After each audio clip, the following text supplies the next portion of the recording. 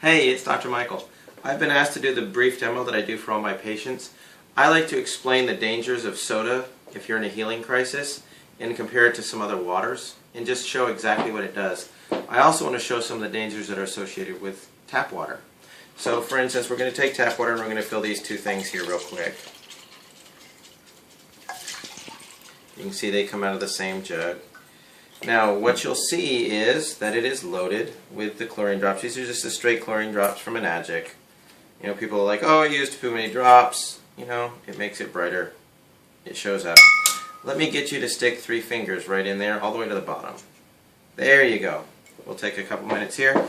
Now, most people like to drink Dasani, or I like Aquafina. Some people do Smart Water, things like that. So I was just going to do a quick comparison of these two.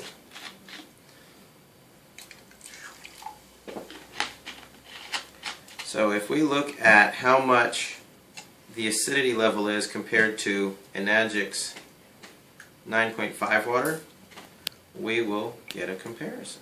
Now this, mind you, is just water from Dasani. It is not soda.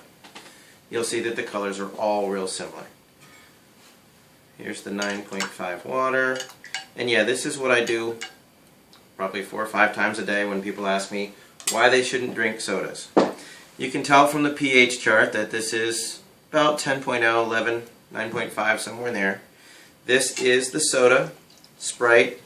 You can tell its acidity level is way down at the bottom of the chart.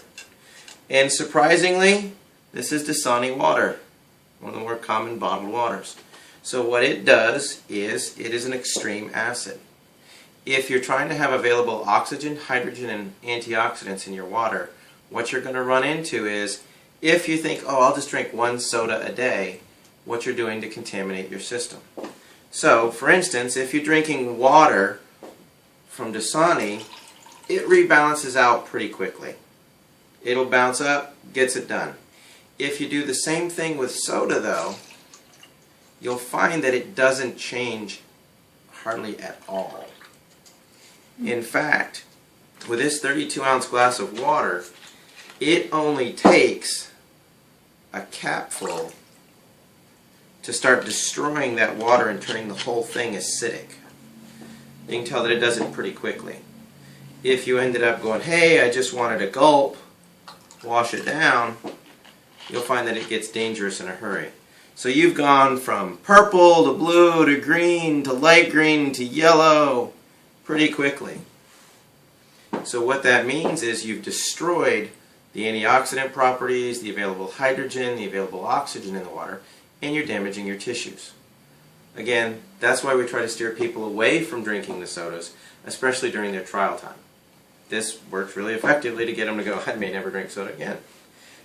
This now is the chlorine water. The reason that we do this demo is because people don't think that what they put on their skin matters.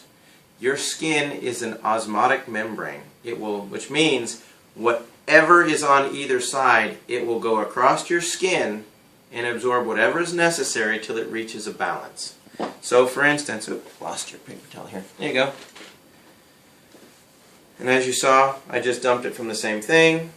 We can just keep adding drops. What has happened is the chlorine that was in the water is now in her hand. The skin has literally absorbed it, and you can see the color differential. It's night and day. But that's what I do, that's how I do it.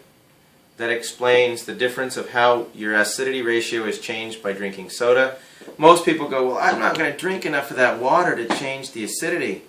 You don't have to. If you add baking soda to this, it'll go right back to alkaline, which is the same as if your body pulls calcium bicarbonate out, and it'll pull that calcium from your bones, and you can get osteoporosis and things like that.